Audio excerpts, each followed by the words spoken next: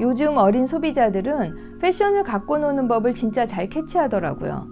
그냥 마켓에서 시즌대로 옷을 사서 쟁여놓고 입는 개념이 아니라 마켓에 없는 옷도 발굴해서 스타일링하고 이걸 또 공유하고 자랑하면서 아주 당당하게 패션 시장을 주도하고 있는데요.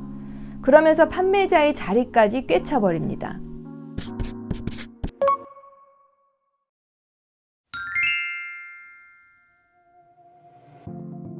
그래서 진짜 SNS에서 유행하던 감성들이 거꾸로 럭셔리 컬렉션에서 보이는 경우가 있는 거죠.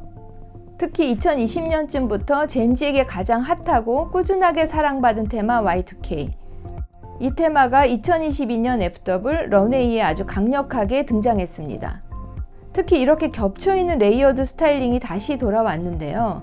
사실 90년대에도 이런 트렌드가 있긴 했었는데 라떼 경험담이지만 그때는 지하철역에서 귓속말로 알려주는 분도 계셨어요. 엄청 비밀처럼 저기요 뒤에 옷이 빠져나왔어요. 이렇게 소근거리면서요.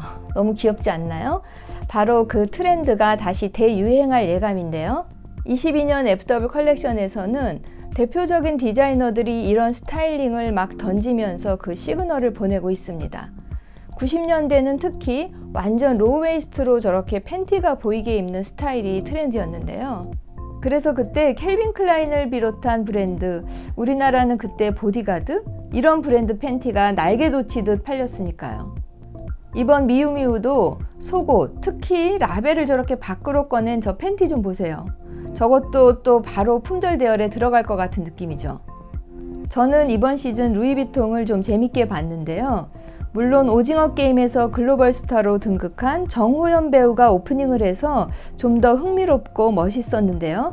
서울 패션위크처럼 최초로 박물관에서 런웨이 쇼를 진행한 것도 관심을 끌었지만 90년대에서 가져온 것 같은 저 레이어드 스타일을 다양하게 선보이면서 이런 식으로 허리춤에 니트나 아우터를 살짝 묶어서 입은 룩을 보면 90년대 감성을 그대로 살리고 있어서 무척 흥미로웠습니다.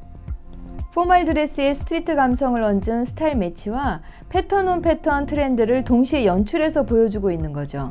그리고 이번에 루이비통 디자이너 니콜라스 게스키에르는 슈프림을 비롯한 정말 다양한 패션 화보 등으로 유명한 포토그래퍼 데이비 심스 작품으로 작업을 했는데요.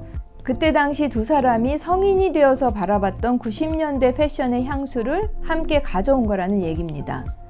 이렇게 트렌드 아이템에 있어서도 완전 90년대 팀 스포츠 캐주얼의 폴로티, 럭비 티셔츠들을 재조명해서 보여주고 있는데요.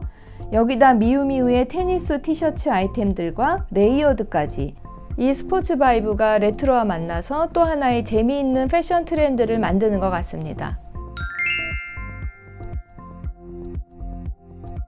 자, 90년대 지나서 2000년대로 넘어가 볼까요? 흔히들 이 시기를 패션의 암흑기라고도 하는데요. 아무래도 스트릿한 뉴스 컬처에서 영향을 받았던 반항적인 스타일링과 낙천적이라고 표현해도 좋을 만큼 다양한 컬러 플레이에 이 두 조화가 두드러졌던 시기라 미니멀에 익숙해진 시각에서 보면 그때를 그렇게 표현할 수도 있을 것 같은데요. 이런 2000년대를 대표하는 아이템, 가장 먼저 떠오르는 건 역시 데님이죠. 최근 몇 년간 런웨이에서 데님은 별로 환영받지 못했습니다. 데님의 염색과 워싱 공정에서 물과 환경 오염이 너무 심각해서였죠.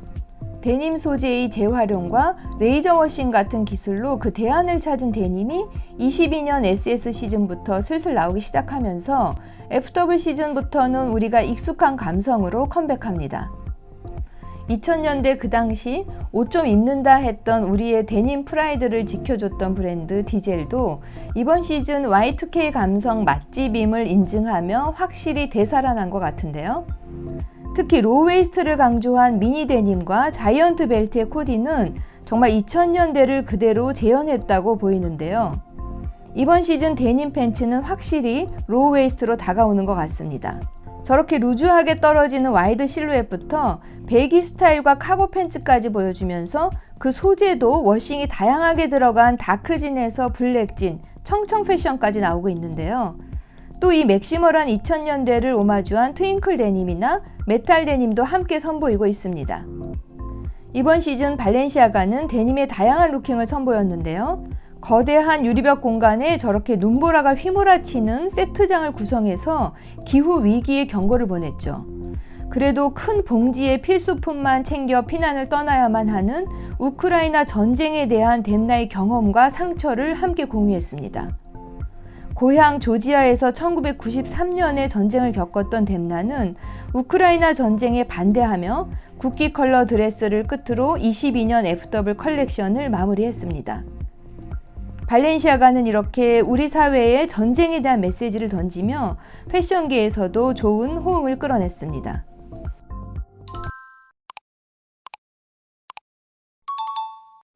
패션의 암흑기로 악명 높다는 2000년대의 패션이 다시 돌아오는 걸 보고 또 일부에서는 너무 취향이 아니라며 좀 우울해하시는 분들이 많이 있더라고요.